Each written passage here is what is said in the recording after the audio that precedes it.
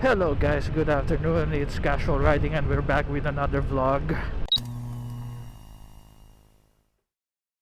It's a beautiful Saturday afternoon guys. Napakaganda ng umaga natin. Napakaganda ng araw na to. Ang ganda-ganda ng weekend na to. Sobrang saya. So today paalis tayo. Samahan ko yung daughter ko sa dentist niya kasi ipapa-adjust yung braces. So ayun. And actually may work ako kanina, and ang ginawa ko is nagpaalam lang ako na magbe-break ako. The longest break na gagawin ko sa trabaho. Like a 3-hour break, parang ganun. So and malilate na tayo. Actually may dadaanan pa ako, may inuutos pa si Ermat, tapos yung appointment is 4:30. Along the way naman yun, but still medyo nagka-cramming na ako.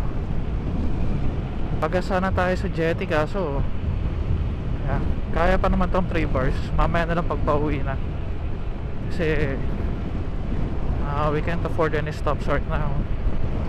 Meron nga akong 6 notifications, hindi ko tinitignan eh. Oh my god, sayang. Nakakita tayo ng Toyota 86. And mostly nakikita kong Toyota 86 is kulay white lang, no? Nakakita tayo kulay orange. Ang ganda. Kaya lang hindi ko na record. Sobrang slow. Ang slow ng fingers natin. Ayun, meron kasing gustong gusto ng Toyota 86 or ng Supra, or ng GTR. Addict na addict siya doon. So galing tayo ng CF Motor ng Motostrada sa Manila last weekend, and then nagpunta rin tayo sa Kawasaki / CF Moto dun sa may Wheeltech sa Balanga, Bataan. So panayang tingin natin ng mga big bikes lately, and sobrang sarap naman talaga. Sinesendan natin yan, yung tropa, si Calvin nga, sinesendan natin siya ng mga pictures na nakukuha natin, ganyan. And I believe napanood na rin naman yung video natin. So guys, if hindi nyo pa napapanood yung video natin na yun, you can find it easily on my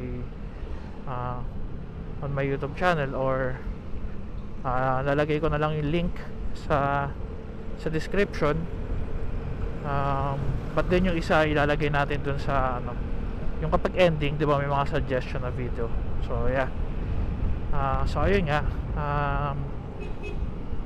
nagpunta tayo sa Kawasaki, and solid talaga ng mga bikes. Iba talaga pag Japan. Hindi lang sa design kasi, pati sa mostly reliability talaga. Diyan ka hindi magkakamali sa Japanese bike. And then yung kulay, no, signature talaga ni Kawasaki yun eh, yung green, lime green. Wow, pag nakikita mo sa kalsada, alam mo na agad na wow, Kawasaki. Ano? Grabe. Lalagay tayo ng mga pictures nung mga naupuan natin ng motor doon.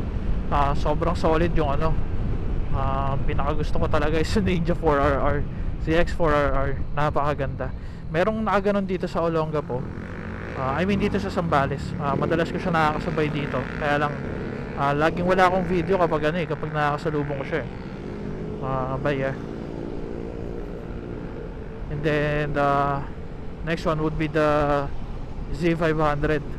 Napakaganda ng standard edition.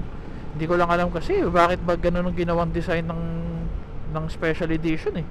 Yung special edition ng Z500 kasi, pati yung rims mo kulay green, tapos yung ulo niya, yung sa may headlight, kulay green din. And then yung combination niya sa gray and then yung black, I don't know, hindi basta may mali eh. Pero pag papakita ko sa inyo yung picture. Pag nakita nyo yung Z500 standard edition, oh boy, napakaganda guys. Tapos yun na yung pinaka entry level kung gusto magka big bike sa Kawasaki. Yun na yung pinaka entry level nya. Used to be C400, but right now it's C500 na, kasi phase out na yung Z4. But yeah, grabe, napakaganda ng bike na yun. So pinagkaiba lang nung standard and nung special edition is naka TFT kasi si special edition, and then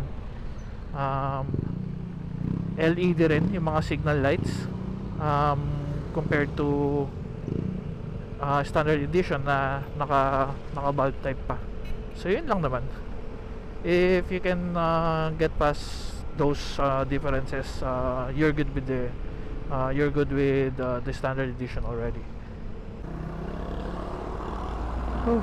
Ayan guys, kung magagawi kayo ng Subic, huwag nyo kalimutan dumaan dyan sa coffee shop. Tapos kainin nyo yung tacos and yung shrimp fried rice nila. Okay, so naka-stop na tayo dito. Errands ko from mama. Hinihintay ko na lang.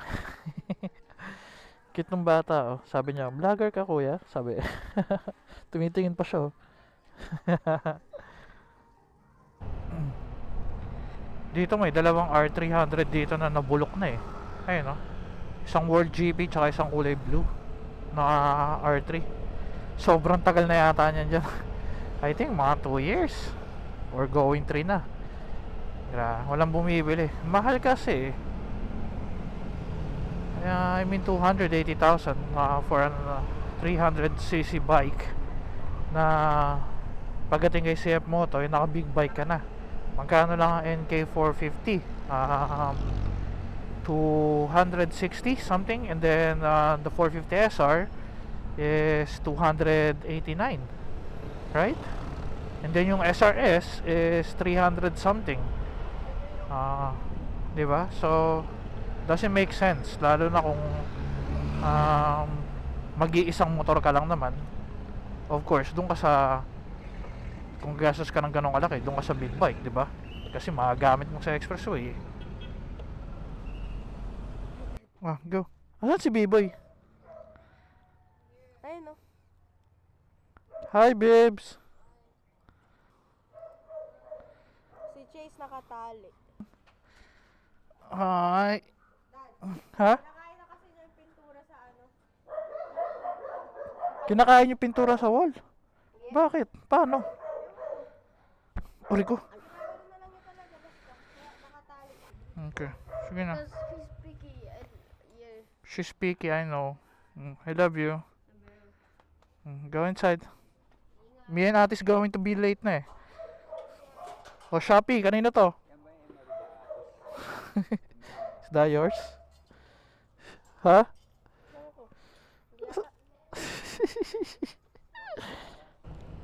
Lion King? Pero like, hindi ko maalala. I remember it being better.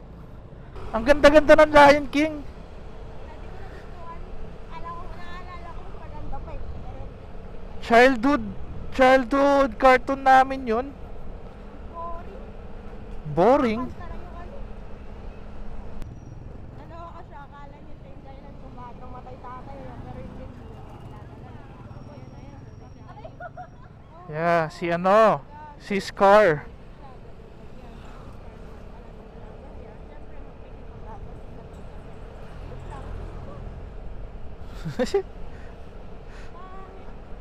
Gusto mo ng ganon? K-egg? Ha? Ano ba yun? Korean egg. K-egg. Hindi, I mean yung mga kapal na sandwich, tapos may egg, and then may mga gulay, something. Wala pang ano yung walang itlog.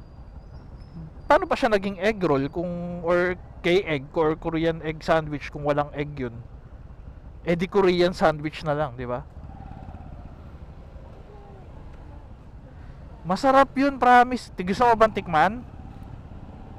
Nabilan ko na kayo ng ganun before ah.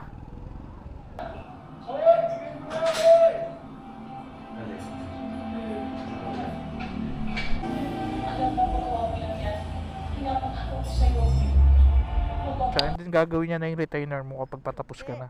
Bago pa ako nagpa-braces nun. Yeah, yun nga. I mean, para may record na or something. I don't know. Kaya pakita sa akin dati kong ngipin. Ako nga hindi ko na maalala kung ano itsura ng dati. Hindi mo rin maalala yung akin. Oh, wait lang. But Tagal.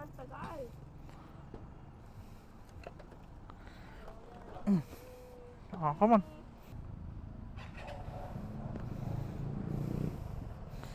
Okay, we're going. Saan tayo punta? Saan mo gusto magmerienda? Ewan. Sabi ko kasi kanina mag-shoes ka eh. Saan masarap? Kung saan masarap? Masarap sa SBMA, kaso wala kang shoes.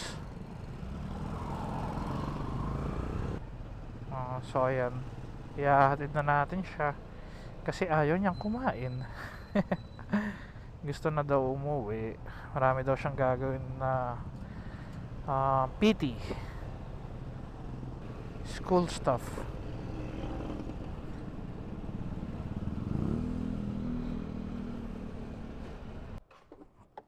Eh, paano mo tinanggal kanina? This. Here.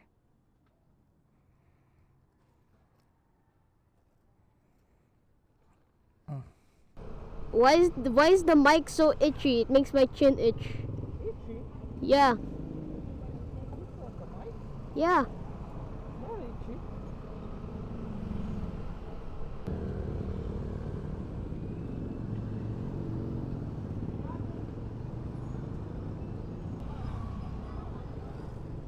Oh, you're early for school. What? You're early. No. You're early for Monday school.